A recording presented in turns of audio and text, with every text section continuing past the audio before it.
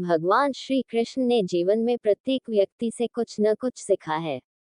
उन्होंने अपने जीवन में प्रत्यक्ष रूप से कुछ लोगों को अपना गुरु माना और कुछ को बनाया था। ऋषि गर्गाचार्य उनके प्रथम गुरु थे। उन गुरुओं के कारण ही उन्हें अपार शक्ति मिली थी।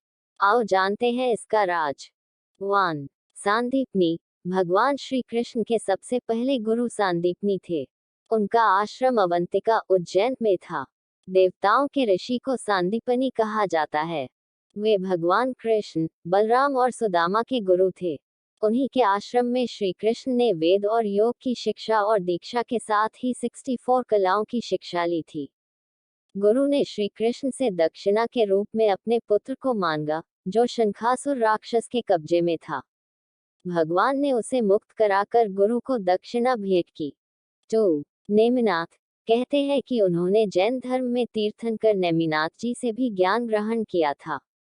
नेमिनाथ का उल्लेख हिंदू और जैन पुराणों में स्पष्ट रूप से मिलता है। शौरपुरी, मथुरा के यादववंशी राजा अंधकवृष्णि के ज्येष्ठ पुत्र समुद्रविजय के पुत्र थे नेमिनाथ।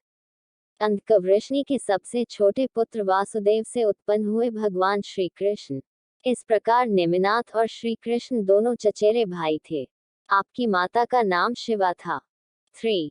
घोरंगिरस। उनके तीसरे गुरु घोरंगिरस थे। ऐसा कहा जाता है कि घोरंगिरस ने देवकी पुत्र कृष्ण को जो उपदेश दिया था वही उपदेश श्री कृष्ण ने अर्जुन को कुरुक्षेत्र में दिया था, जो गीता के नाम से प्रसिद्ध हुआ। छांदोग्य उपनिषद में उल्लेख मिलता है कि देवकी पुत्र कृष्ण घोरंगिरस के शिष्य हैं और वे गुरु से ऐसा ज्ञान अर्जित करते हैं जिससे फिर कुछ भी ज्ञातव्य नहीं रह जाता है। 4. वेद व्यास। ये भी कहा जाता है कि उन्होंने महर्षि वेद व्यास से बहुत कुछ सीखा था। पांडु, धृतराष्ट्र और विदुर को वेद व्यास का ही पुत्र माना जाता है। वेद व्यास ही महाभारत के रचनाकार हैं और वे कई तरह की दिव्य शक्तियों से संपन्न थे। 5. परशुराम। पितामह भीष्म, आचार्य द्रोण और अंगराज कर्ण तीनों ही परशुराम के शिष्य थे। श्री कृष्ण के पास कई प्रकार के दिव्यास्त्र थे। कहते हैं कि भगवान परशुराम ने उनको सुदर्शन चक्र प्रदान किया था, तो दूसरी ओर वे पाशुपतास्त्र चलाना भी जानते थे।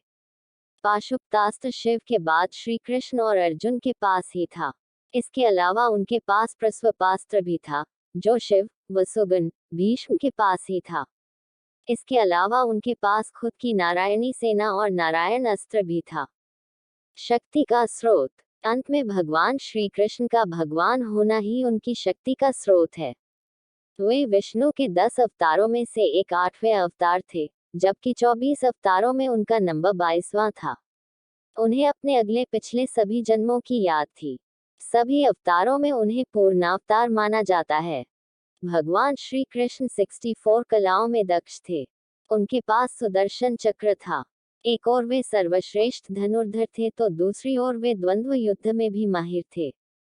इसके अलावा उनके पास कई अस्त्र और शस्त्र थे।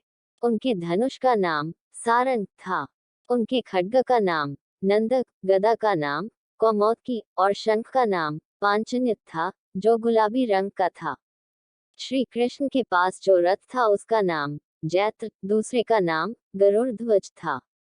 उनके सारथी का नाम दारुक था और उनके अश्वों का नाम शैव्य, सुग्रीव, मेघपुष्प और बलाहक था। जय श्री कृष्णा।